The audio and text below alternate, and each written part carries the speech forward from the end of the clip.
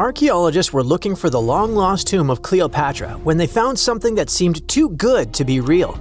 Roughly 43 feet underground beneath a ruined Egyptian temple, there was a perfectly straight tunnel, carved through solid sandstone. The tunnel is over 4,200 feet long, and so precise that experts called it a geometric miracle.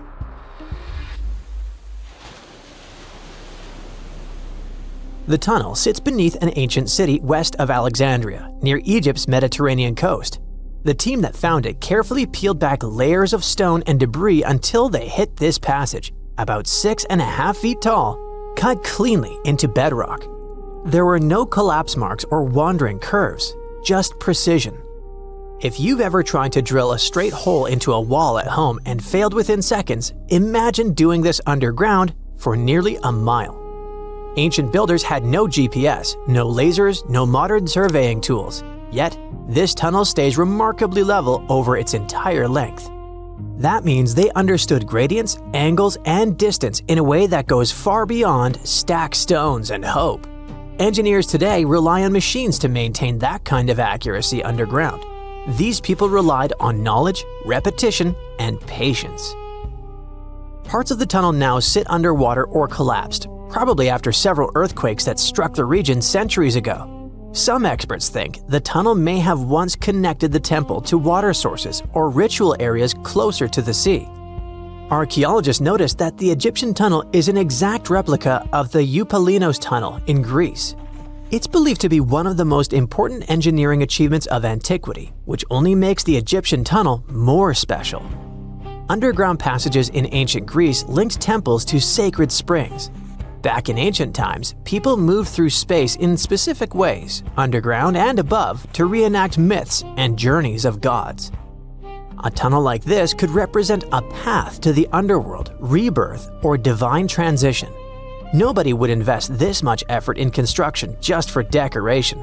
Plus, in earlier digs at the site, archaeologists pulled up all kinds of artifacts, including coins with the names and faces of Cleopatra VII and Alexander the Great. They also found figurines, statues of deities, a mummy with a gold tongue, and even an entire cemetery packed with Greco-Roman style mummies. The perfect geometric tunnel isn't an isolated flex. Not far away, underwater archaeologists off the coast of Alexandria uncovered something that sounds like it belongs in a royal travel documentary. A 2,000-year-old pleasure boat that once glided along the Nile. And this wasn't just another fishing vessel or cargo barge. It likely stretched over 115 feet long and 23 feet wide, and had a decorated cabin, plus around 20 rowers, which turned the river into a moving palace. This isn't speculation pulled out of thin air. An ancient Greek geographer named Strabo wrote about these exact boats around the 1st century BCE. He described lavish vessels used by royalty during festivals and ceremonial outings in Alexandria. For years, historians treated that as a poetic exaggeration. Then, this wreck surfaced, and suddenly, Strabo sounded less like a storyteller and more like a witness. Even ancient art backs it up. The Palestrina mosaic from Italy shows richly decorated boats floating down the Nile. They match both the texts and the physical evidence almost perfectly. Inside the wreck, archaeologists found something small but incredibly human. Graffiti scratched into the wood in Greek. Just writing left behind by someone who stood on that deck 2,000 years ago. Researchers haven't fully decoded the text yet, but its existence alone matters. It tells us this wasn't just a floating symbol of power. People lived on it. It was sort of like a modern luxurious yacht, and the Nile was like a highway. All types of vessels with passengers were moving back and forth, visiting friends, carrying their goods for trade, doing business, and, of course, going on pleasure cruises. The location of the pleasure boat makes the story even better. The boat sat near the temple of Isis on Abydos, an island that once hosted royal and religious buildings before earthquakes and rising seas erased it from the surface. That temple collapsed around 50 CE, and researchers believe the boat may have sunk during the same disaster. Another recent find that has to do with life on the Nile is the lower part of the massive worship complex about 10 miles southwest of Cairo. It connects directly to an upper temple dedicated to Ra, the Egyptian deity of the sun. The newly excavated part is a 4,500-year-old valley temple. The upper temple sits on higher ground, and archaeologists excavated it years ago. The valley temple is closer to the Nile, and it's connected to the upper part by a causeway. A German Egyptologist actually started excavating part of the temple back in 1901, but the groundwater sat much higher then, and he had to stop. Now, the groundwater level is lower, and a modern team has managed to excavate about half of the Valley Temple since 2024. Once they got in, archaeologists uncovered the remains of a columned entrance portico. Then they found blocks carved with a calendar of religious events, almost like an ancient public schedule. The text includes feasts for Sokar, a falcon-headed deity linked to Memphis, which was a major capital during the Old Kingdom, plus the Festival of Min, a fertility deity, and even the Procession of Ra. The calendar blocks all showed up around the entrance portico area, which most definitely means that the outside facade of the temple displayed this long feast calendar publicly. That's why archaeologists think this might be one of the earliest examples of a true public calendar ever found. A literal event list for an entire community, built into the architecture. On top of that, the team found dozens of decorated blocks covered in inscriptions that named a pharaoh who ruled around 2420 to 2389 BCE and had the temple built. This temple shows how people moved through ancient Egypt. Because the upper temple handled the main worship, but the valley temple made the whole place accessible. It acted like the landing area for boats coming in, either directly from the Nile or more likely from one of its side channels. So instead of hiking across desert terrain, visitors could arrive by water, step onto the temple's landing stage, enter through the Valley Temple, then head up the causeway ramp toward the upper temple on the hill. After about a century of use, researchers found that the Valley Temple had been repurposed into a residential area. And the best part is, what they found from that era: 2 wooden pieces used for playing Senet, an ancient board game. Senet shows up at other Egyptian sites too, including King Tutankhamun's tomb, but nobody fully agrees on the rules today. Some discoveries in Egypt create new mysteries instead of solving the old ones. Earlier in 2025, archaeologists announced the discovery of the first pharaoh's burial found in or near the Valley of Kings since King Tut's tomb in 1922. The newly found tomb of Thutmose II flooded almost immediately after burial. Ancient officials rushed in, removed the mummy and most of the grave goods, and hid them somewhere else.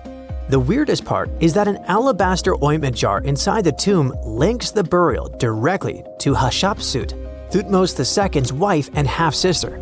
The inscription basically says she made this monument for him, which proves she arranged his burial. But it still doesn't explain why she placed him here and later chose the Valley of the Kings for herself. Now, archaeologists are studying a huge mound of rubble near the tomb, about 75 feet tall, and suspect it was built to hide something important. If a second tomb sits underneath, it could be complete and undisturbed. So, the deeper the archaeologists dig, the more ancient Egypt stops feeling like a gone civilization and starts feeling like a paused one. Looks like it didn't just survive time, it outsmarted it. And we're only just beginning to catch up. For over 3,000 years, no one knew this place even existed. And then, out of nowhere, archaeologists digging near Alexandria uncovered something absolutely shocking: a forgotten Egyptian city. This place is buried under Greek ruins, hiding secrets that could rewrite the history of pharaohs and their armies. And one of the artifacts, which looks like a simple wine jug, changed everything. We thought that we already placed all the important parts on the map of ancient Egypt: pyramids, Thebes, Luxor, Alexandria. But nope, the map just got an update. The new city was a big deal, and it's about 3,400 years old. It's just been discovered at the site called Kom el Nugus. This place is located west of Alexandria and tucked between the Mediterranean and a saltwater lake called Lake Mariut. This discovery raised a few eyebrows.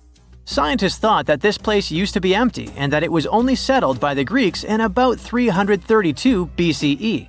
But it turns out that people lived in Com el Nugus way before that. When archaeologists were digging through Greek ruins, they started noticing something unexpected. Mud brick walls. Yep, you know, the pyramid type. That's the kind Egyptians built during the New Kingdom. These mud bricks were made from mud, clay, sand, and straw. These ingredients were mixed with water and dried in the sun, not baked. Egyptians used them for thousands of years to build houses, temples, palaces, and yes, the pyramids. Of course, other civilizations did use mud brick too, but Egyptian mud brick is kinda quirky. They used straw that grew in their regions, layout styles, and mortar. That's what helped the experts realize that Egyptians used to hang out in Com el Nugus. That alone raised eyebrows, and then they found more. An entire street layout, buried structures, and even a temple built by Ramses the Great himself. His name speaks for itself. This guy was one of the most famous pharaohs in all of Egyptian history. He ruled ancient Egypt for 60 years, fought huge battles, and just loved building tons of stuff like that temple. People loved him so much that later pharaohs literally pretended to be him or wrote his name on their buildings. That's when archaeologists realized that they weren't looking at some dusty mud bricks of a tiny village. That's an entire buried city. They immediately started digging more. Turns out the whole place wasn't random. It was built with great care. The streets had drains to stop rainwater from damaging the soft mud-brick walls. There were also small tomb chapels with writings about soldiers. This suggests this place might have been the military base, and that changes a lot. In ancient Egypt, when the military showed up, there must have been a reason. So what was it? Protection? Conquest? Control of something important?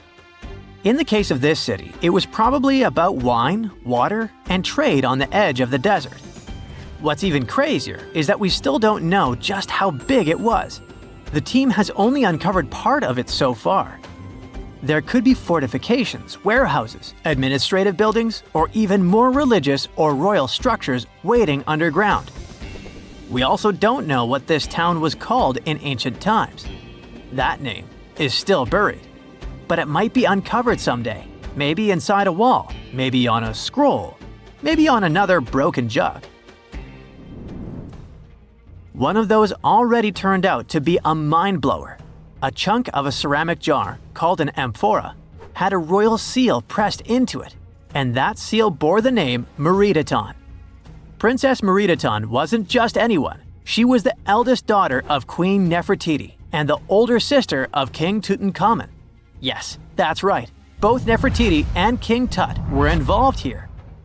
All that was about a century before Ramses the Great built one of his temples here. Looks like the city was founded back in the days of another pharaoh, the pharaoh Akhenaten, husband of Queen Nefertiti, father of Princess Meredaton, and future king Tutankhamun. That guy, Akhenaten, was a bit of a wild card.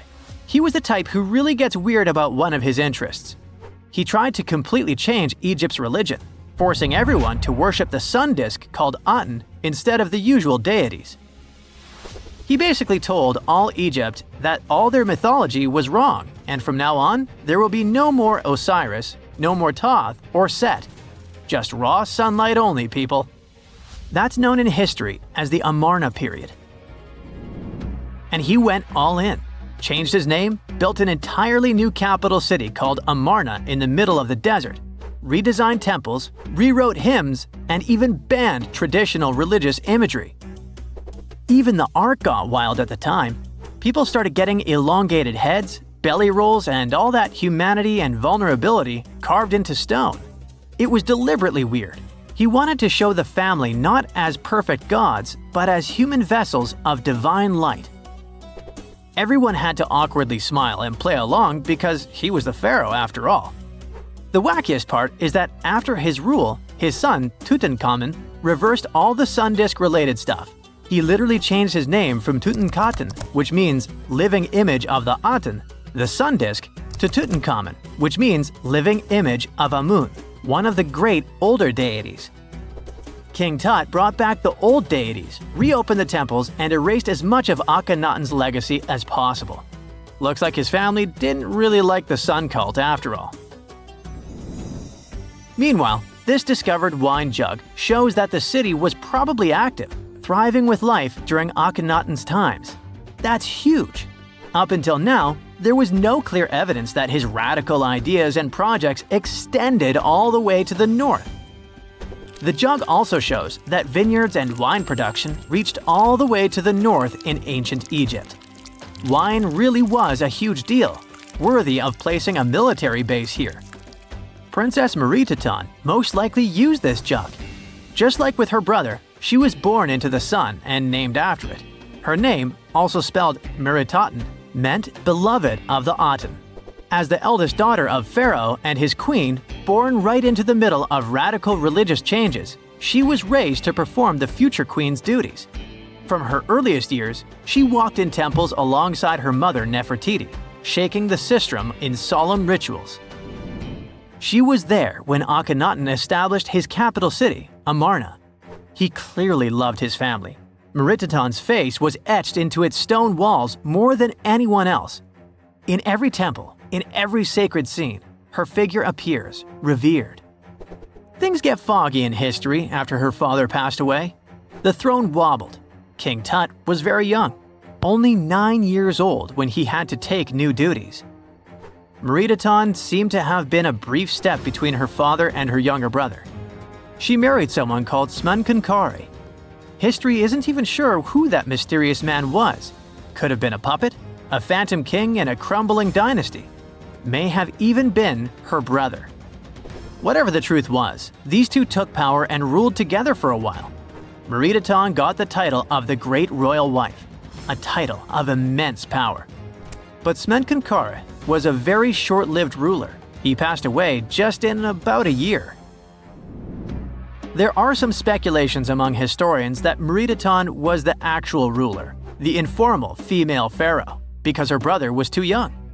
Some theories say that she raised Tutankhamun and became a sort of queen regent, mentoring the child who would be used to restore the old order. But all this is unconfirmed. It's very hard for historians to find information about that time because the Amarna period was later condemned. The successors wanted to wipe away Akhenaten's heresy and everything attached to it. This included Meritaten. So even if she ruled, even if she mothered Tut, they tried to bury her in the sands of history. In any case, perhaps this new uncovered city will tell us more about the mysteries of the Amarna period, one of the most chaotic periods of ancient Egypt. This coffin seems to defy logic. No visible openings, no way in or out. And yet, inside lies Lady Tsenet-A, a mysterious woman from ancient Egypt, perfectly preserved even after 3,000 years. How did she get there? It was the third intermediate period in Egypt, a time between great dynasties. Pharaohs wore the blue crowns. Priests in Thebes were almost as powerful as kings. Markets were filled with the cries of merchants selling dates, papyrus, and precious perfumes. Lady Tsenet-A was in her late 30s or early 40s, old age by Egyptian standards of that time. Like other Egyptians at the time, she ate meals of bread, lentils, and fish. By that age, her teeth were already badly worn down, yellowish with enamel eroded, because food in ancient Egypt often had grains of sand in it. But she wasn't just a regular woman. When she passed away for unknown reasons, her burial was lavish. Locals wrapped her body in expensive linen and adorned with artificial eyes to replace her real ones. That would help her see in the afterlife.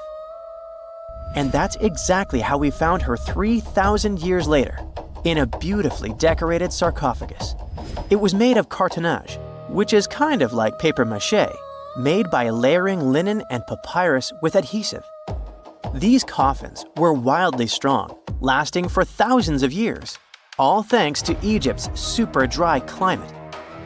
But most importantly, Egyptians only used it for the elite. So she was someone very important to the locals, though we might never know why. But there was only one huge problem with her mummy. How did they even put her in the coffin? No matter how much researchers looked, there were simply no entry points. The only visible gap was a tiny slit near her feet. But that's not nearly large enough to place her entire body inside. This mystery puzzled them for decades, until they finally learned the truth only recently. They studied those mummies at the Field Museum in Chicago using new technology, CT scans. It's basically like taking thousands of X-rays and piecing them together to create detailed 3D images. That's how we can learn more about the bodies without disturbing them. And it turns out the ancient Egyptians were unbelievably clever. They didn't construct the cartonnage around Shenat-Ah's body, which would be a common and easy thing to do. Instead, embalmers created the coffin first.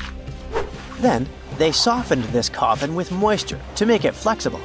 After that, they carefully molded it around her wrapped body. They did cut a slit along the back of the coffin to do that, but then they laced it up like a corset, so it seemed like there were no openings. Finally, they secured a wooden panel at her feet to keep everything in place. That's where the tiny slit came from. Usually, the insides were removed and put in jars, symbolically guarded by the 4 sons of Horus. Egyptians believed that the deceased would need all that stuff once they got into the afterlife. They also thought it would help preserve the body for ages, which, as we can see, worked amazingly well. Thanks to their beliefs, we now have mummies as time capsules. Each son of Horus was supposed to protect each of the specific body parts. The human-headed Imseti for the liver, the baboon-headed Hapi for the lungs, the jackal-headed Dalmutef for the stomach, and the falcon-headed Kebis Senuv for the intestines. It's crazy how much effort the embalmers put into their job, especially in Lady Shenat-Ah. They wanted to make sure her body remains untouched and the sarcophagus would be perfect for her. You can't help but wonder, who was she if she mattered so much? The ancient Egyptians literally viewed the afterlife as modern retirement planning. You're not just passing away, you gotta prepare yourself for it. Prepare the body, eyes to see, and so on. And the richer or more important you were, the better your afterlife would be. But Shenat-Ah wasn't the only fascinating mummy they studied. They also decided to scan Harwa, an Egyptian man who lived around the same time. Judging by the mummy, he also had a high social status. His mummy revealed no signs of hard labor, and his teeth were well kept, which means he enjoyed some high-quality food without tons of sand in it. Some fellas got lucky both in life and after it. But there were many mysterious mummies throughout history. One of them is Chin Tsun, also known as Lady Dai. The story of her began in 1968. Some workers near Changsha, China, were digging an air raid shelter for a hospital. But suddenly, they accidentally uncovered an ancient burial site. They came down there and stumbled upon something incredible. 3 tombs belonging to a noblewoman, her husband, and a young man believed to be their son. She was a noblewoman from ancient China, and she had a fascinating backstory. She lived over 2,000 years ago during the Western Han Dynasty. She was married to Li Kang, a guy who served as chancellor to the Changsha Kingdom, a high-ranking official. At first, it looks like Lady Dai lived a life of luxury and privilege. She had private musicians to play at her parties, and for her personal enjoyment. She probably played the guqin, an instrument that back in the day people associated with intellect and elegance. And she certainly ate like an empress. Fine meats, delicacies, and all things like that. Even her wardrobe was full of some exquisite silk, not even mentioning the tons of cosmetics. But all this wealth came at a cost. The more she aged, the worse her health became. She got a full pack: a heart condition, diabetes, high pressure, and liver issues. It also looks like her back was driving her crazy, probably making it hard for her to even move. Finally, as a cherry on top, she developed gallstones. All this packed together eventually led to a heart attack that took her life around the age of 50. there was one haunting detail. Scientists found over 130 melon seeds in her stomach and intestines. Most likely, she ate watermelon just hours before she passed away, which means it was probably during summer when the fruit was ripe. She enjoyed a sweet, simple treat before her life was cut short. The excavation began in 1972, and this wasn't easy at all. Over 1,500 local students had to help. And Lady Di was the most mysterious one. She was buried in 4 rectangular pine boxes, one inside the other like a Matryoshka doll, all wrapped in 20 layers of silk, and all that sealed with lots of charcoal and white clay. The coffins were painted beautifully as well, adorned with protective deities, mythical animals, and clouds which symbolized the heavens. There were drawings of divine creatures and Mount Kunlun. The myth said that on this mountain, people reach eternal happiness. All this told us a lot about the Han Dynasty, their beliefs about afterlife, art, daily lives, and their remarkable craftsmanship. And then researchers finally got to the body. It was astonishing. Soft skin, joints that could still bend, and in general, she was almost intact. She even kept her hair, eyelashes, fingerprints, and even traces of blood. It's like she literally passed away only a few weeks ago. Ancient people used a very clever technique to preserve her. It looks like embalmers put her into some weird, mysterious acidic liquid. This liquid prevented bacteria from growing. Unfortunately, it also gave rashes to all the scientists that touched Lady Di. And this rash lasted for 3 months. And you know what they buried together with her? Over 1,400 artifacts, mostly personal stuff like silk clothes, cosmetics, and musical instruments. Even food, grains, meats, wine, and pastries. There were also 162 carved wooden figurines of various servants and musicians. It's possible that they were either just there to service her even in the afterlife, or maybe based on her actual servants. Not many civilizations are as mysterious as ancient Egypt, a powerful empire that lasted over 3,000 years. It gave us pyramids that still stand and myths that still inspire. It's one of the most explored places on Earth, yet somehow we still find exciting stuff. In Abydos, archaeologists just uncovered a 3,600-year-old royal tomb. It's huge! It has golden hieroglyphs of deities covering the entrance, but the pharaoh's name? It's not there. It's missing. Who was this ruler, and what new chapter could this open in Egypt's story? If there's one place in Egypt where the line between life and demise feels thinner, it's Abydos. To the ancient Egyptians, this was sacred ground. They believed it was the burial place of Osiris, the god who literally passed away, had his remains separated, and came back to life to rule the underworld. Because of that, Abydos became Egypt's spiritual gathering place. Pharaohs built amazing temples here, like the Temple of Seti, famous for its King's List, a wall that has the names of 76 pharaohs carved in it. Pilgrims came from across Egypt, leaving offerings and participating in Osiris festivals, where his demise and rebirth were ritually reenacted. It wasn't just symbolic worship, it was Egypt's version of Comic-Con. But instead of cosplaying superheroes, people reenacted gods coming back to life. Obviously, pharaohs competed to be buried as close to Osiris as possible. Abydos became part cemetery, part holy city, part afterlife insurance policy. Fast forward thousands of years, and we still uncover remarkable stuff around Abydos. That's the case with the recently discovered tomb. In early 2025, a joint team of researchers from the US and Egypt decided to dig beneath a rocky rise ominously called Anubis Mountain. You remember Anubis, the jackal-headed deity who guarded cemeteries. The uncovered royal burial was hidden 23 feet below the surface. Sadly, even though it eluded archaeologists for so long, robbers had already taken away with treasures ages ago. They could definitely tell this was a tomb of someone super important.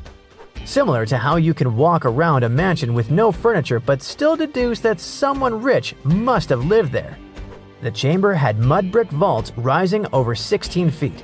That's taller than a female giraffe standing upright. For something built 36 centuries ago, it still felt enormous. However, when you remember that Egyptians were masters of architecture, nothing seems surprising. So no treasures, no golden mask, and sadly, no name. The cartouche that should have spelled the king's identity was unreadable. Egyptian tombs usually bragged about who was inside. In ancient Egypt, a cartouche was basically a big oval name tag for kings wrapped in hieroglyphs. Think of them as VIP passes that worked in both this life and the next. Without it, your soul couldn't check into the afterlife hotel. That's because to the Egyptians, your name, your ren, wasn't just so your teacher could distinguish you from kids with the same haircut. It was a core part of who you were. As long as your ren survived, so did you. To have your name forgotten was considered a fate worse than passing away. A soul cannot journey without a name. That's why you'd see cartouches all over the place, on temples, obelisks, jewelry, statues, and tomb walls. It wasn't there just for the marketing. It kept the pharaoh's presence front and center everywhere you looked. Imagine building a massive tomb only for 3,600 years later to walk in and go, who is this guy again? Not cool at all. That's why it's fair to imagine our nameless pharaoh haunting the robbers for all eternity. So yeah, cartouche was considered very significant. One of the most famous and mind-blowing examples comes from the tomb of Thutmose III. His burial chamber and sarcophagus were literally shaped like a cartouche. In other words, the entire room was a living architectural symbol of his name. Thankfully, in the recently discovered tomb, not everything was erased. Painted in golden hues at the entrance were two familiar guardians, deities Isis and Nephthys. Isis was the magician who stitched Osiris back together and breathed life into him. Nephthys, her sister, was the eternal mourner and protector of the mummy. Together, they promised that whoever rested here would not face the afterlife alone, and it's one additional proof of the importance of the mysterious pharaoh. So, who could this be? To answer that, we need to go down history lane. This tomb dates back to Egypt's messy chapter called the Second Intermediate Period. Instead of one ruler in charge, the country had many rival kingdoms, each with its own little power base, like a real-life Egyptian version of Game of Thrones. And right in the middle of that chaos was Abydos. For a while, it was home to its own line of kings, the so-called Abydos dynasty. Those weren't the pyramid builders everyone knows, and that's why they're so mysterious. They left behind almost nothing. No great monuments, no sprawling cities, just fragments of names on broken blocks. For centuries, many scholars even doubted they existed at all. That sorta changed in 2014, when archaeologists uncovered the tomb of Senebkay, one of those shadowy kings. Now, everything we know about Senebkay points to him having quite a story to tell. His bones revealed 18 deep wounds, the kind you get in battle. He had blows to his skull, back, and hands, and likely lost his life fighting, making him one of the few pharaohs we know who sadly fell in combat. His tomb was modest, with reused artifacts from earlier kings, but it delivered one priceless thing: proof. Until Senebkay, the Abydos dynasty was just a theory. With him, it became real. And that's why the new discovery could be a big deal. The newly uncovered royal tomb at Abydos shares the same layout and style as Senebkay's. It has limestone chambers, mud brick vaults, and protective deities, although it's much bigger. Which again raises the possibility that we're looking at an even earlier, more powerful ruler of Abydos. Whoever he was, he wanted to be remembered alongside the greats. Which is ironic, because it seems that history tried erasing him. Perhaps additional findings alongside his tomb could tell us more. Yes, there's more, and it's actually pretty cool. Not far from Abydos, in the village of Banawit, archaeologists uncovered a Roman-era pottery workshop. Yeah, you heard that right, a pottery factory close to a pharaoh's burial ground.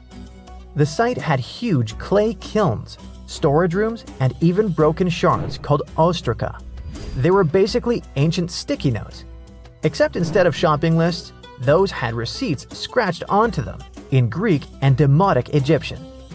Little records of everyday transactions, the kind of thing you'd never expect to find near a lost dynasty king.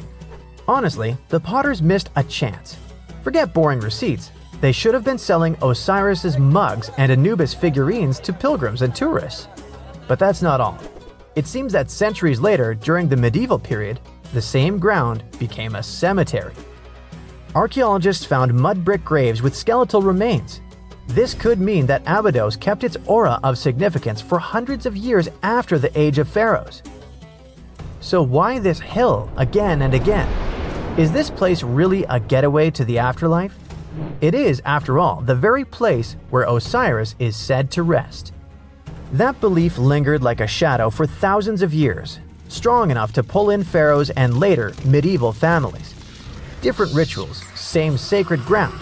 Although, to be fair, the Romans weren't here for Osiris. They came to make pots. The story of Abydos is not over. The excavations will continue, and who knows what else could be discovered in the future. Today, archaeologists are armed with tools that are basically X-ray glasses for the desert. Every scan could reveal a hidden chamber, or if we're lucky, finally give our nameless pharaoh his wren back to him. In fact, I became strangely invested in finding out who he was. So let's hope for some news soon. It's only a matter of time. Do you have your own theories? Let me know. Hey, I bet you didn't know that trees used to grow in the middle of Egypt's barren, sun-roasted Sinai desert. It's true. If you can't picture it, I don't blame you. But archaeologists have recently stumbled upon a tree-lined boulevard. Yep, an actual green avenue leading to a massive ancient fortress. No, this isn't some mirage or an overactive imagination, although I do have one. But it's turning our ideas of ancient Egyptian desert life upside down. Let's rewind a bit. The site in question is called Tel Abu Saifi, located in the northern part of the Sinai Peninsula.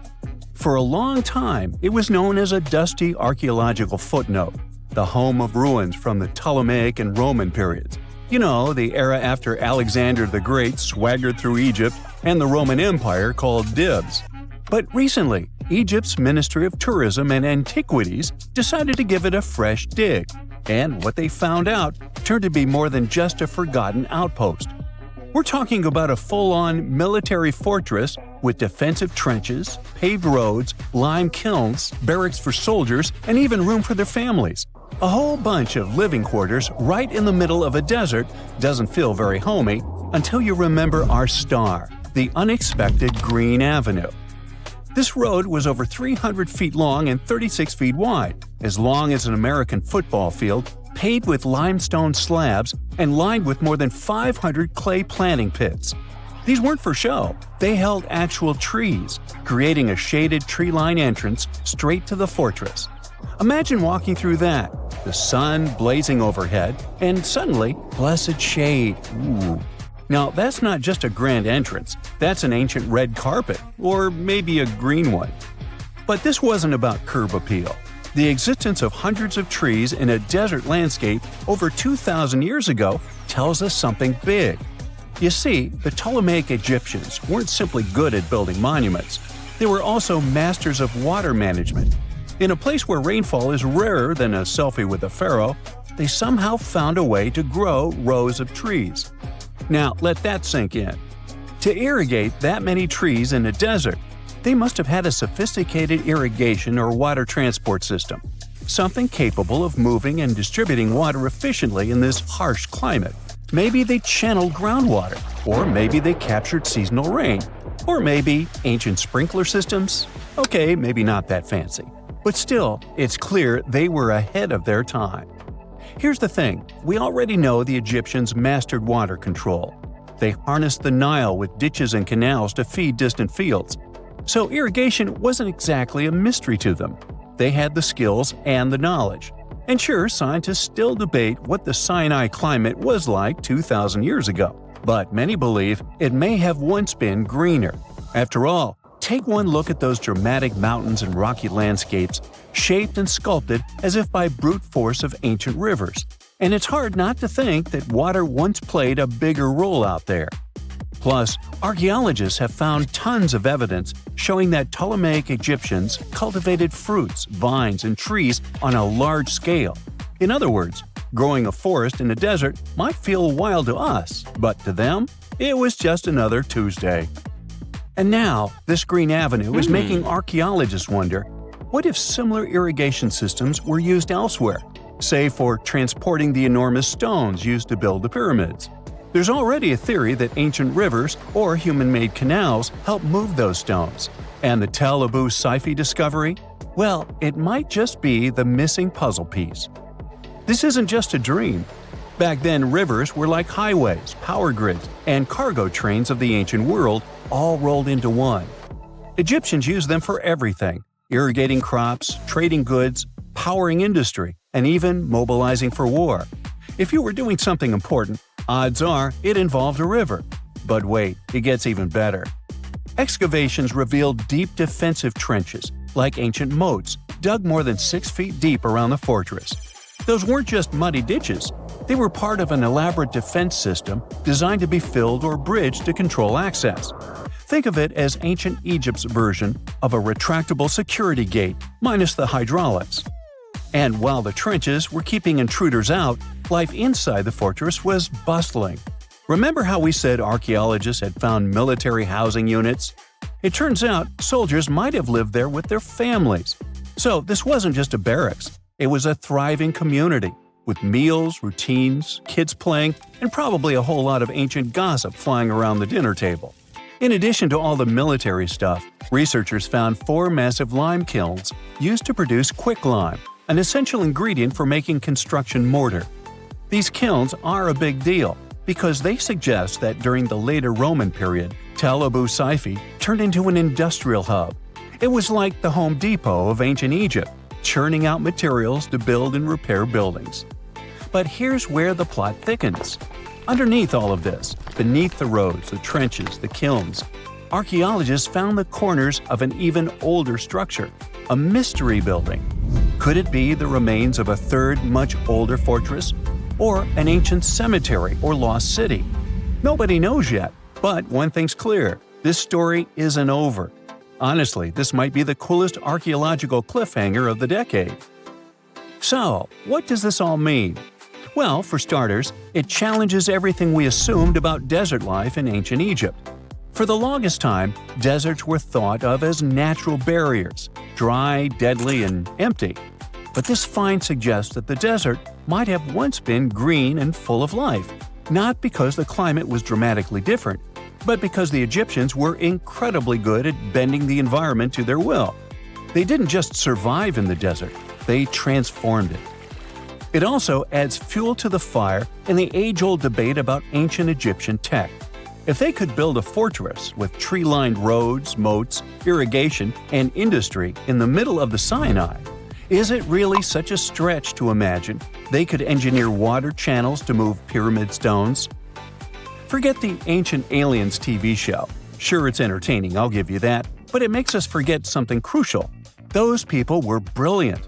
A lot of what we call modern technology is recycled ancient ingenuity. And who knows how much knowledge we've lost over time. Meanwhile, the dig continues. Scientists are now mapping the entire Tel Abu Saifi site, trying to piece together how all the structures connect. Some want to analyze soil samples to find traces of old tree roots and maybe even figure out what kinds of trees once grew there. Imagine if they were date palms. We might be looking at the world's oldest snack lane. You already know that the implications of the discoveries don't stop with history books, right? This kind of discovery has modern relevance too. Our world is going through a lot of change, with crazy weather and huge heat waves. So maybe we should be asking, what can we learn from ancient civilizations that once made the desert bloom? If nothing else, Tel Abu Saifi reminds us that the ancient Egyptians were more than just pharaohs, pyramids, and mummies. They were visionary planners, eco-architects, and straight-up problem solvers. They didn't wait for nature to hand them what they needed. They engineered it.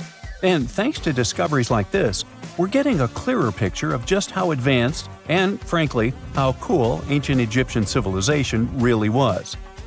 So next time someone tells you deserts are just empty wastelands, you can hit them with this fun fact. Over 2,000 years ago, in the heart of the Sinai Desert, there was a fortress with a tree-lined avenue, moats, military housing, an industrial center, and even a secret underground structure. Take that, sand dunes! Who knows what else is still buried out there, waiting to rewrite history? Secant, cosine, tangent, sine, 3.14159. Yeah, that was the cheer we heard coming from the trigonometry club back in the day.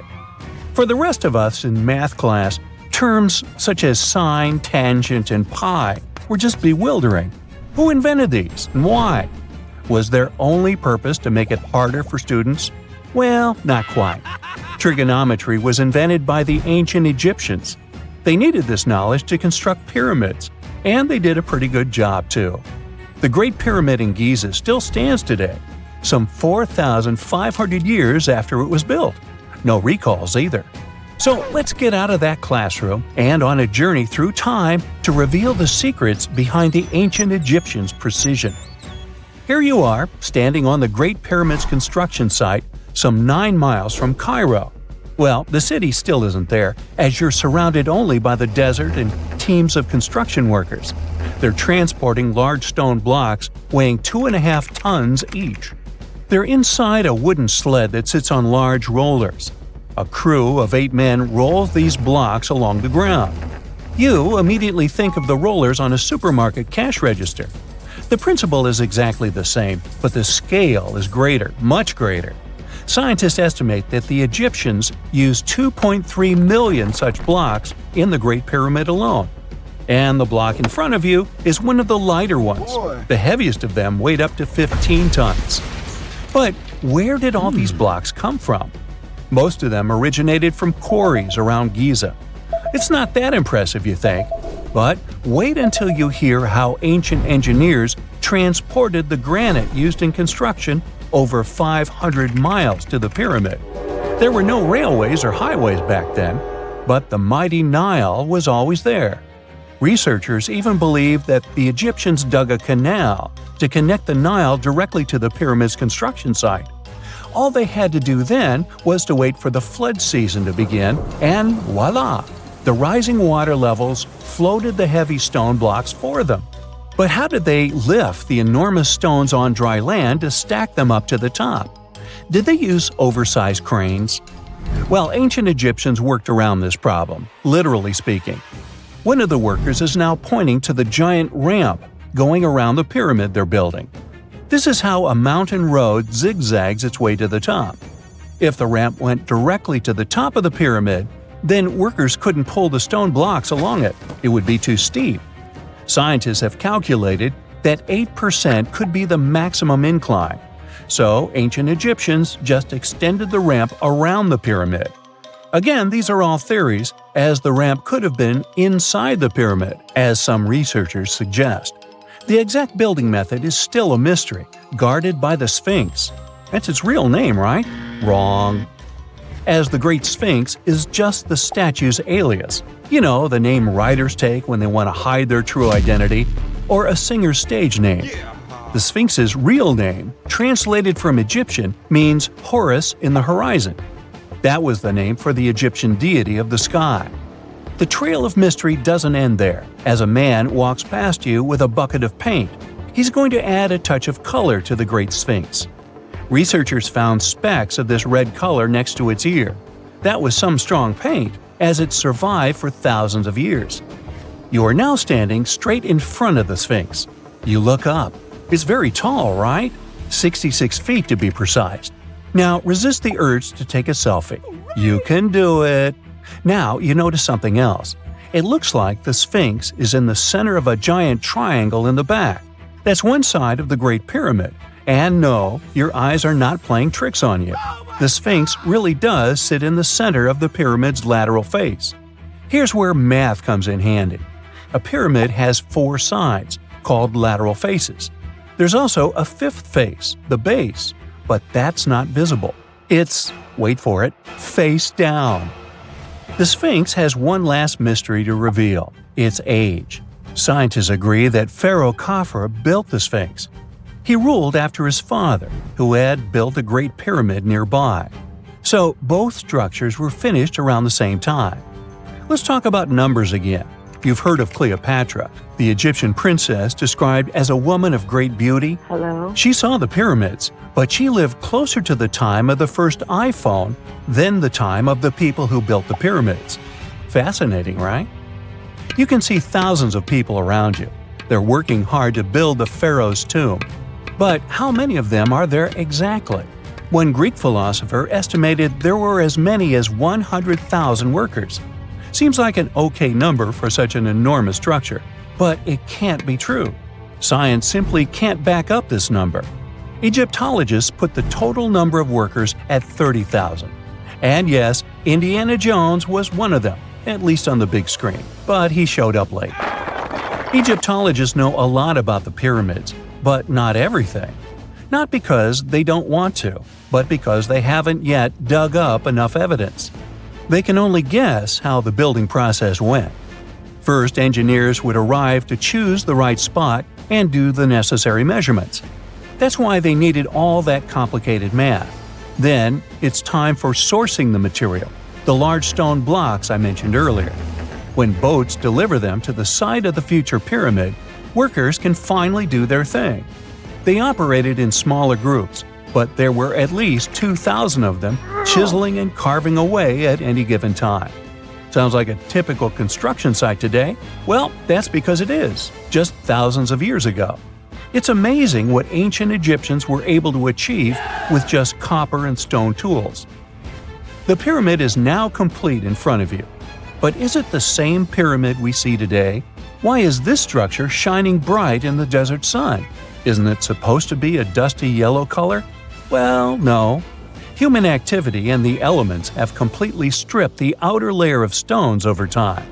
Expert craftspeople polished these blocks using nothing but stone and sand. The end result was a smooth and shiny rock. On the day it was completed, the Great Pyramid of Giza was a perfect triangle of light. Its polished sides acted like giant mirrors, reflecting the powerful Egyptian sun. This is the point where you should put your glasses on, and that shiny thing you see at the pyramid's very top is actually gold. The capstone at the top of the pyramid is called a pyramidion. It was covered in sheets of gold. As you can guess, these were the first stones to disappear. Let's make another stop before we get you back to your classroom. We travel to the British Isles, and no, Stonehenge isn't our destination. It is Newgrange in County Meath. Scientists estimate that the ancient peoples of Ireland built this stone monument around the year 3200 BCE. This makes it older than both Stonehenge and the Great Pyramid in Giza. The function of the circular mound in Newgrange is the same as the one of the Great Pyramid and equally mysterious. The estimated amount of loose stone present in the valley is over 220,000 tons. And it's not just randomly thrown on a pile. The order in which the stones are set makes the structure water-resistant. That would explain how Newgrange had survived for so long. Kinda makes you want to splash out the cash for that waterproof phone case, huh? Well, you're back in your school desk, but today's math lecture is the last thing on your mind. You're thinking about how great the Egyptian pyramids are, and if we have something similar today. It turns out modern engineers are just as impressed with the Great Pyramid as you are. There's a glass pyramid sitting in the main courtyard of the famous Louvre Museum in Paris. The panorama of San Francisco wouldn't be complete without the 48-story Transamerica Pyramid. But Las Vegas went the furthest. There we find the Luxor Hotel. It's so big that it's the third largest pyramid on the planet. And guess what's in front of it? Yup, a replica of the Sphinx. It's 110 feet tall, 2 stories higher than the one in Giza. Yeah, everything's bigger in Vegas. If there's a question that still baffles archaeologists to this day, it's this one. How did the ancient Egyptians build those magnificent pyramids? As far as we know today, their resources were quite limited, especially in terms of tools and building materials. We still don't have a fully satisfying answer, but hey, we've got some pretty amazing theories worth considering. The leading contender among these theories involves the clever Egyptians employing a sneaky strategy. Now picture this. They constructed a slanted and curving mound made of bricks, earth, and sand encircling the pyramid to be. As the pyramid grew taller and taller, they simply increased the height and length of this wacky structure. It's like they were playing an ancient game of Jenga. Now, how did they get those massive stone blocks up there? Well, according to the legendary ancient Greek historian Herodotus, they used sleds, rollers, and levers. It sounds like they turned construction into a supersized game of tug-of-war. And guess what? Herodotus also claimed that the Great Pyramid, the one from Giza, the granddaddy of them all, took a whopping 20 years to build. There's more. Herodotus also dropped a mind-boggling number on us. 100,000 men were supposedly involved in this pyramid extravaganza. Did they hire the entire Egyptian population? Well, it might not be as far-fetched as it sounds. These men were probably mostly farmers, so they probably focused on the pyramids when there wasn't much work to be done in the fields. Like during the flood season of the Nile River. Obviously, specialists in the archaeological community had something to add to this theory.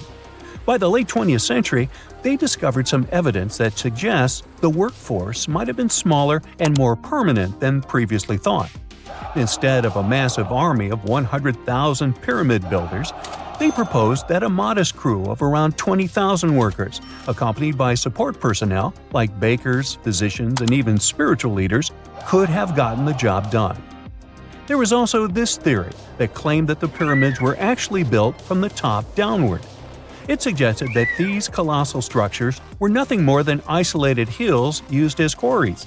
The stones were supposedly drawn from these hills, and over time, competing engineers took charge and transformed them into the iconic pyramids we know today.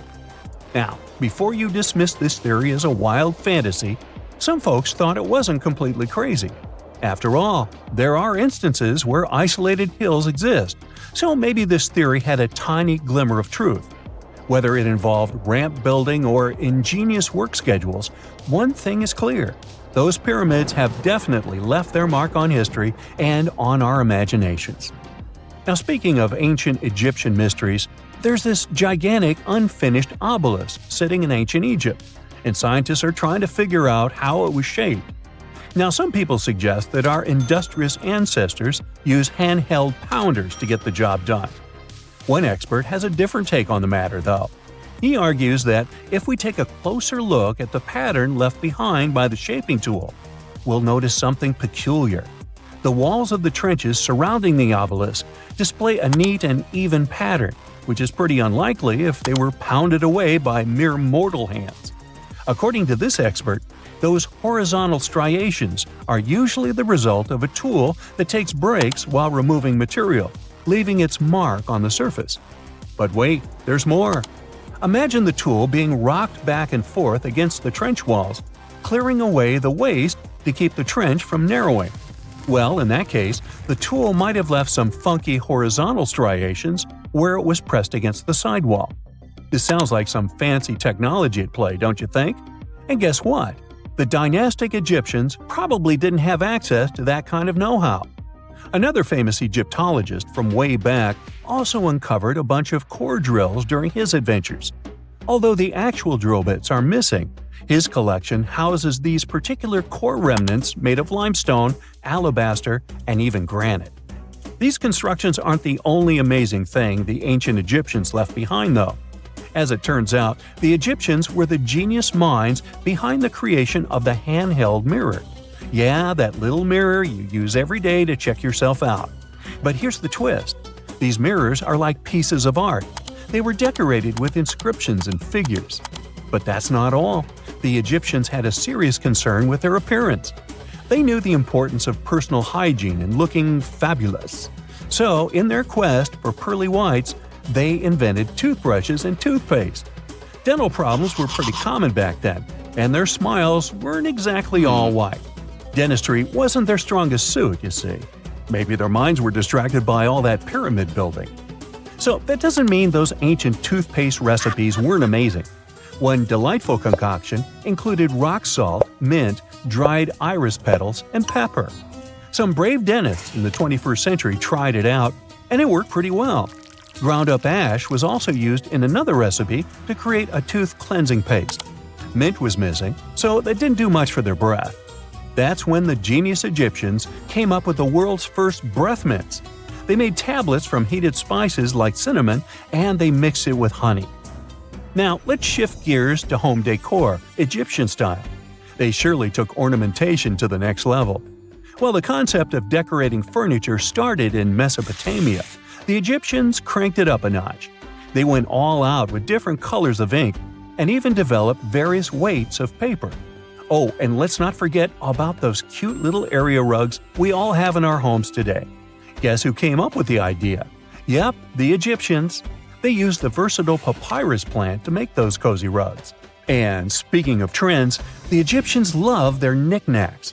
They had an assortment of small figurines in the shapes of cats, dogs, and people.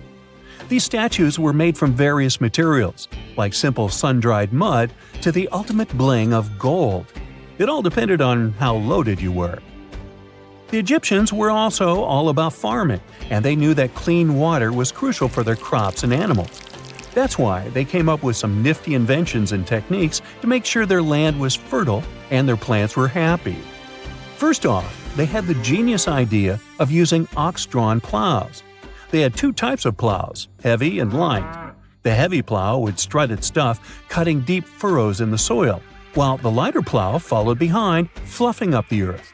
But they didn't stop there. After plowing, the Egyptians would break up clumps of soil and sow the rows with seeds. To give those seeds a good old squish into the furrows, they'd march their livestock across the field, effectively closing up the furrows. But hey, all that hard work would be pointless if their seeds were as dry as the Sahara. That's where irrigation comes into play.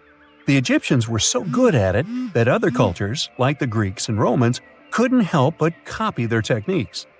Now let's switch gears and talk about the marvelous architecture of ancient Egypt. These folks weren't just skilled farmers, they were also architectural maestros. They built these fancy canals to carry water to farms and villages, and boy, did they know how to make those canals look pretty. Just imagine strolling along a canal lined with ornate structures. The pharaoh Ramesses the Great was quite the overachiever when it came to construction. One of his mind-blowing creations was the construction located at Abu Simbel. This building was designed so that twice a year, the sun would shine directly into it and illuminate the statues of Ramesses. And let's not forget about the corbelled arch. Without this architectural gem, we'd be missing out on some mind-boggling structures like the Great Pyramid. The Egyptians knew how to make things stand tall and proud, thanks to their engineering and construction wizardry.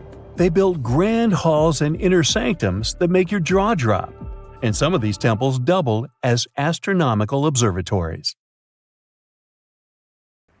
Most people know that pyramids were built as grand tombs for the pharaohs, designed to ensure they had a smooth journey to the afterlife. The Great Pyramid of Giza, for instance, was constructed for the pharaoh Khufu. But what most people don't know is that this whole pyramid building trend started right here with the step pyramid of Djoser about 4,700 years ago. This massive structure was built for Pharaoh Djoser, a ruler from Egypt's 3rd dynasty. It rises 7 layers high above the ground and stands about 200 feet tall. We think of it today as a phenomenal architectural project. But for ancient Egyptians, the step pyramid of Djoser turned out to be more like a massive experiment, a trial run, if you will, to perfect their building skills before they moved on to even more ambitious pyramids. Reaching new heights is super exciting, but the real mystery is what is going on below the ground. In this pyramid's underground labyrinth, there is a network of tunnels stretching about 3.5 miles long. And some researchers believe these tunnels might have been part of a sophisticated water system that could completely change what we think about pyramid construction. Let's talk about this massive complex located in Saqqara. Surrounding the pyramid, there's what's known as a dry moat, a continuous trench that is up to 164 feet wide and almost 2 miles long. It forms a sort of rectangular shape around the pyramid. This trench has an average depth of about 65 feet. Now, if you were to add up all the earth and rock they dug out to create this moat, it would be about 10 times the volume of the step pyramid itself. For the longest time, people just assumed this trench was nothing more than a huge quarry, a place where they dug up stone and clay to build the step pyramid. Makes sense, right? But when you take a closer look, it doesn't add up. The trench is too narrow and deep to be practical for mining, and its layout doesn't match anything we know about ancient Egyptian quarrying methods. Plus, some sections of the trench are actually covered with a rocky ceiling, which would have made it nearly impossible to use as a quarry. Another theory suggests that the dry moat had some kind of spiritual significance. Maybe it was a sacred place, where souls of nobles gathered to serve the late king in the afterlife. There are even niches in the walls that work as a hint at this spiritual function. But most researchers believe that this purpose likely developed much later, long after the complex was built for Djoser. So, what was the moat really designed for? In 2020, a researcher came up with a pretty intriguing idea. It is possible that this trench was actually designed to collect and manage water, especially after heavy rainfalls. Now, that makes sense when you consider the location. The moat sits in an area that could easily have been flooded by runoff water from nearby plains. This could also explain why the trench wasn't used for new graves until much later when the climate became drier and less prone to flooding. The story becomes even more intriguing, as this trench appears to be part of a larger, more complex hydraulic system within the Djoser complex. It is like the trench has several compartments, carefully carved out of the rock and connected by tunnels. These compartments likely served as a part of a water treatment system, where water would flow from one compartment to the next, getting cleaner as it moved along. Now, here is where things start to tie into the pyramid itself. The Djoser complex has a series of underground shafts, and some researchers think that water from the moat's deep trench might have been used to power a hydraulic lift system, and this giant water-powered elevator could have been used to raise the heavy stones needed to build the pyramid.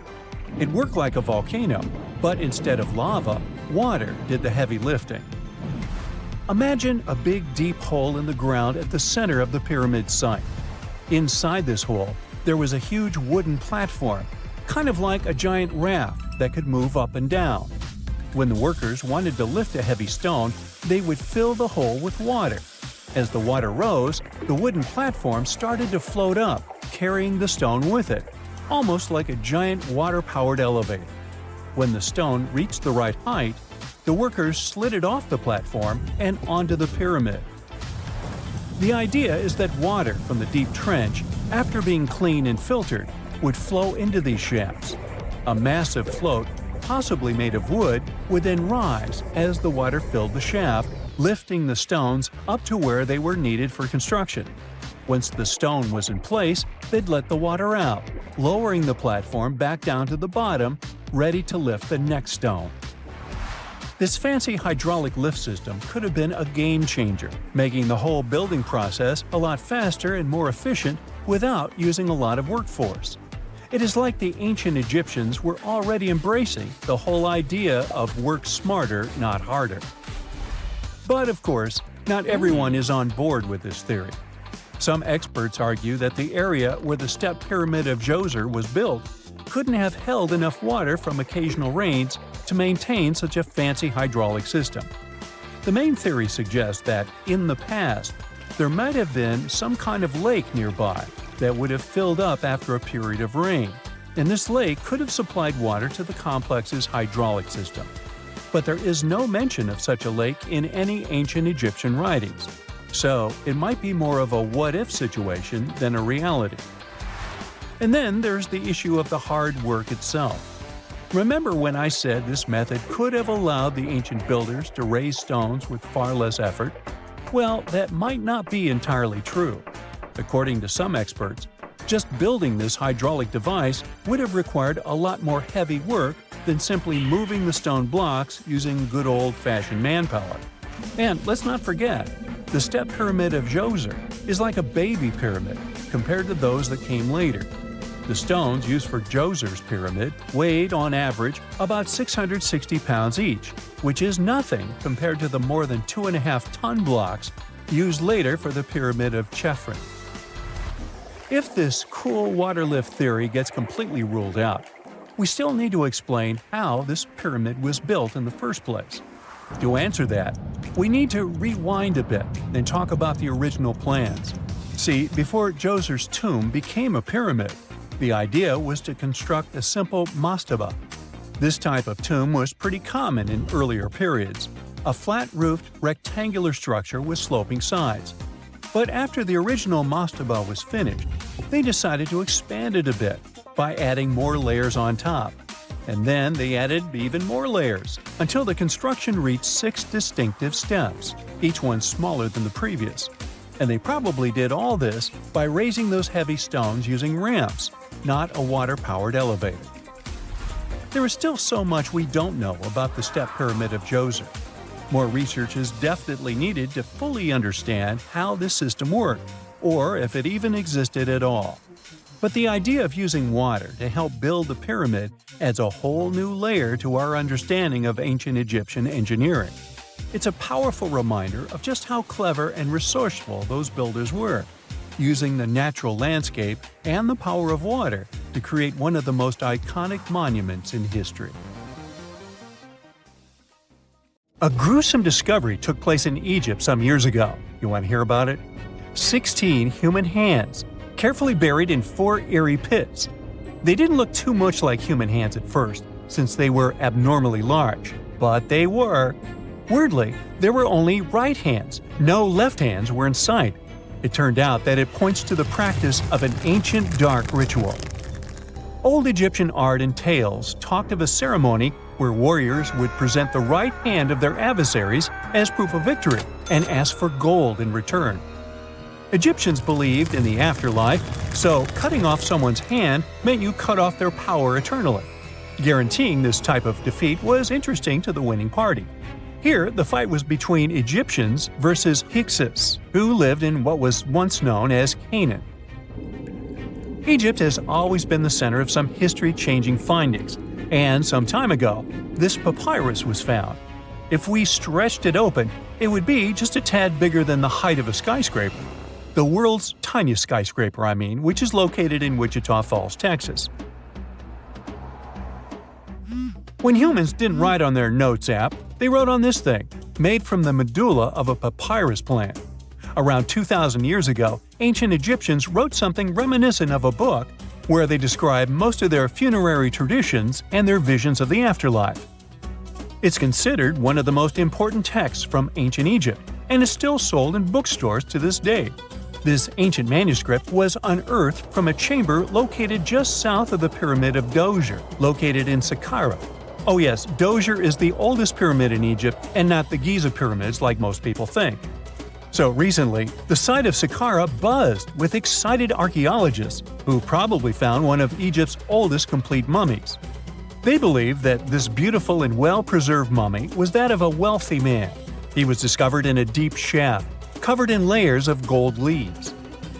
There are many symbols that show he was an important and wealthy man, like the band he wore on his head, the bracelet on his chest, and the fact that he was embalmed with a tunic, which was reserved for Egypt's finest. The most exciting part of the entire discovery was finding the resting place sealed with mortar, just as the ancient Egyptians had left it 4,300 years ago.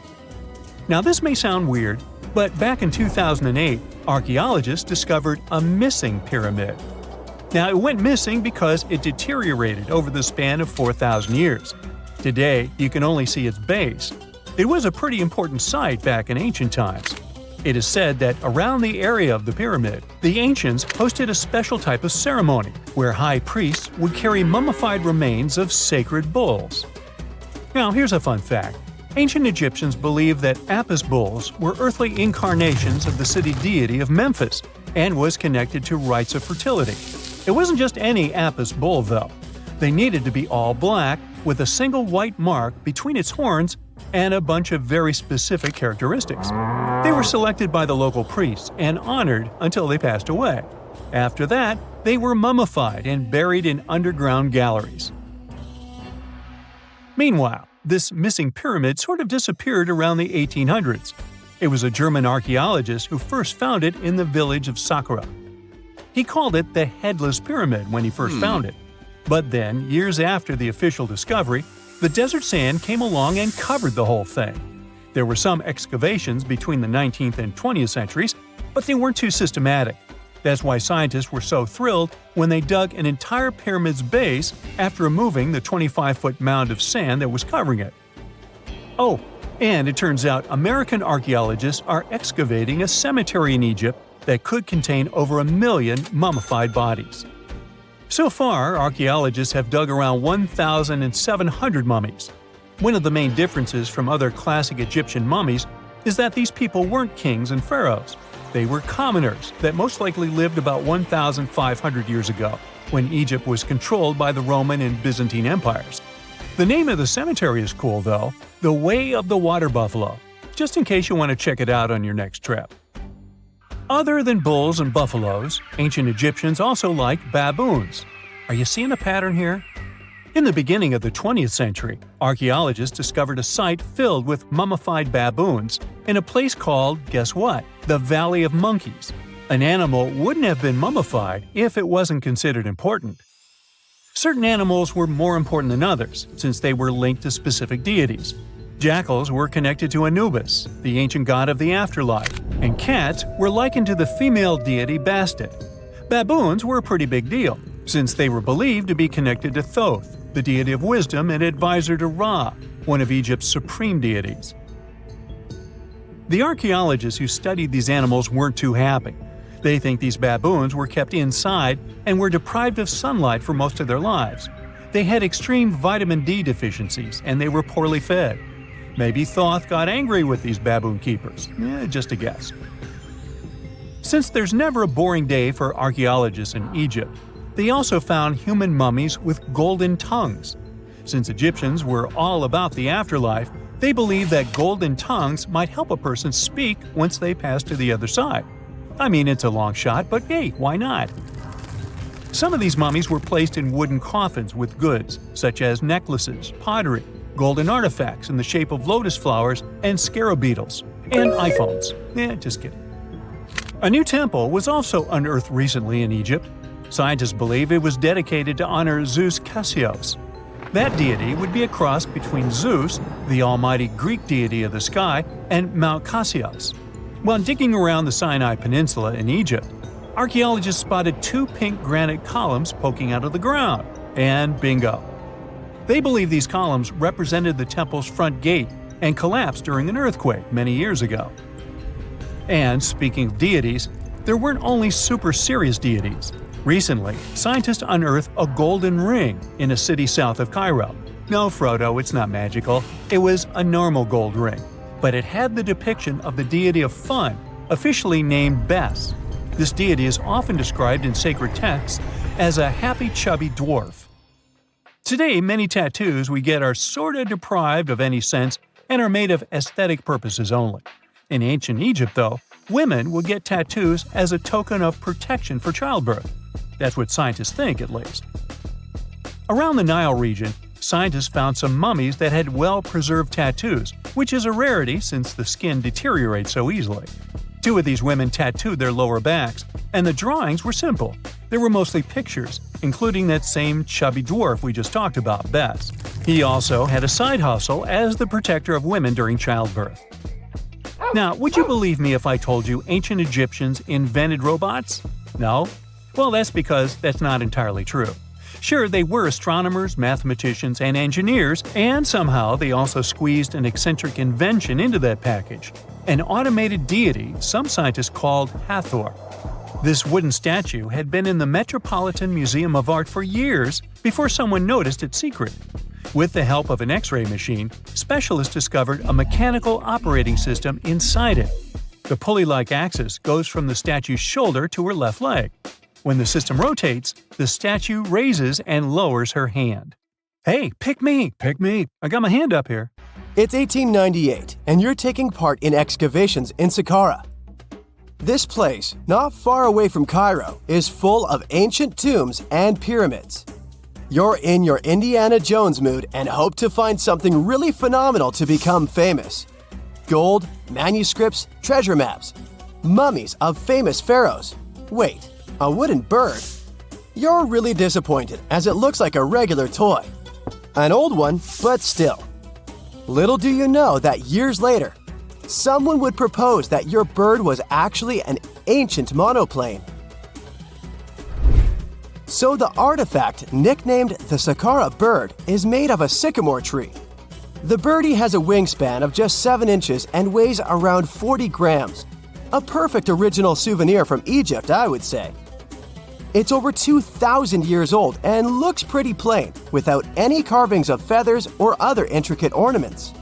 It has a beak and eyes though, which makes our find look like a hawk, the emblem of the deity Horus. Its tail is rather unusual as it's squared, looks weirdly upright, and it seems like the sunken part of it was the place for a now missing piece. Humans love solving a good mystery, so there have been several attempts to explain the use of the birdie. First, quite simply, is that it was a ceremonial object. The second idea is that it was a toy for a child from some well-off family. It could have been some sort of boomerang, which was a popular concept in ancient Egypt. Then there was a theory that the bird had been used as a weather vane. But this one has been debunked as the figure doesn't have any holes or markings, except for the one made at the museum in Cairo to fix the exhibit on a stick. So there was no way to hang it in the past.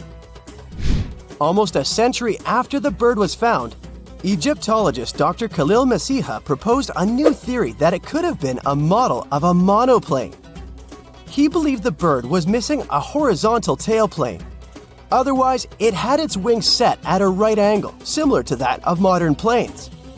It could have worked to generate the aerodynamic lift necessary for flights. Dr. Masiha also claimed that it was common at that time to place miniature models of technological inventions in tombs. So, did the ancient Egyptians really invent the plane in 200 BCE? That would make the Wright brothers, who are considered the inventors of aviation, really upset. They made one of their first flights only in 1903. There's just one way to know for sure, and that is to test the model. But you know, the ancient museum in Cairo would unlikely let one of their cherished exhibits fly around like a toy. That's why glider designer Martin Gregory built a similar model, this time of balsa wood, and concluded that even with the missing tailplane, the plane wasn't much of a flyer. Case solved? Not really. This didn't sound convincing enough to the History Channel, so they invited an aerodynamics expert to build another replica of the bird. He tested it in weather conditions similar to those in Egypt and was impressed with the little plane's abilities. So, if they did invent the prototype of a plane back in the times of pharaohs, it would be a good example of an oupart. That's an out-of-place artifact, an object that's way ahead of its time in terms of technology or history. And the Saqqara bird isn't the only example of such a revolutionary concept. In 1901, a group of divers retrieved the Antikythera mechanism from an underwater shipwreck near the Greek island of Antikythera. It's been dubbed the world's first analog computer, and it's currently dated around 100 BCE. The bronze mechanism could tell the position of the sun, moon, planets, and stars, as well as the lunar phase, the dates of upcoming solar eclipses, and even the speed at which the moon moves through the sky. No one's sure who used it and how or where it was made. But it's obvious that it's extremely precise and way too advanced for its time. The first flushing toilets in the world were invented in the middle of the 20th century. Just kidding. The ancient Minoans on the Mediterranean island of Crete and the Indus Valley civilization both came up with this brilliant invention at the same time, around 4,000 years ago. The plumbing and sanitation were so well done that no one managed to design anything better until 2,000 years later. One ancient Minoan lavatory was discovered at the Palace of Knossos. It looks like it had a wooden seat set over a tunnel that directed water from a rooftop reservoir to an underground sewer. Other varieties got water from jugs. Only the super rich people could afford all this glory. So if you wanted to shop for real estate back then, the flushing toilet would be a telltale sign you were in the rich neighborhood. Automated doors became a cool, seemingly new invention back in 1931. But the technology behind them is actually much older. Think the 1st century CE old. Mathematician and engineer Heron of Alexandria came up with a hydraulic system to open and close temple doors. To bring it into action, you need to light a fire to produce heat. There was a brass pot under the fire, half filled with water. The inventor connected the brass pot to containers that acted as weights. When the fire was burning, the water moved into the containers. They went down and pulled the ropes. It was nothing like a supermarket door that opens in front of you before you even have time to think. Heron's door took hours to open, and there was no way to stop the process. That's why they only opened the doors once a day before people entered the temple, to add some mysticism at the temple during ceremonies. Spooky. Looks like the first ever battery was invented in Baghdad around 2,000 years ago. A German archaeologist found this oval-shaped clay jar in 1938. Scientists are still not sure what purpose it served and who exactly invented it. There is a theory that it was used for electroplating objects with precious metals. When they filled it with a weak acid like vinegar, the battery produced around 1 volt of electricity. Another theory says it was a vessel for sacred scrolls. Would you like to buy contact lenses designed by Leonardo da Vinci himself? In 1508, he invented a glass lens with a funnel on one side. You were supposed to wear it with water inside to improve your vision. Sounds a bit uncomfortable, doesn't it? So, around a century later, French scientist René Descartes decided to improve the idea and make the cornea contact the future lenses. Contacts because they contact your eyes, get it? The glass tube with liquid did help improve vision, but blinking was sadly impossible. 2.5 centuries later, new technologies in the glass industry let scientists design contacts that would fit in the eye and even let the wearer blink. Thanks, guys! Still, those lenses were made of heavy blown glass and didn't let the eye breathe. About 50 years later, contacts became plastic, lightweight, unbreakable, and scratch-resistant, but still covering the entire eye. And then, in 1948, an English optical technician accidentally sanded down a plastic lens and figured out they'd still be in place even if they covered only the cornea. Imagine you're living in 19th century London and need to send a message to New York. It would have taken about 10 days to get there by ship. So when delivery time went from days to hours in 1858, it was a true sensation. The first message was sent by Queen Victoria herself. It was all made possible thanks to the transatlantic telegraph cable, running under the ocean. Sadly, the new cool invention only lasted a few weeks. It took years to bring it back to life.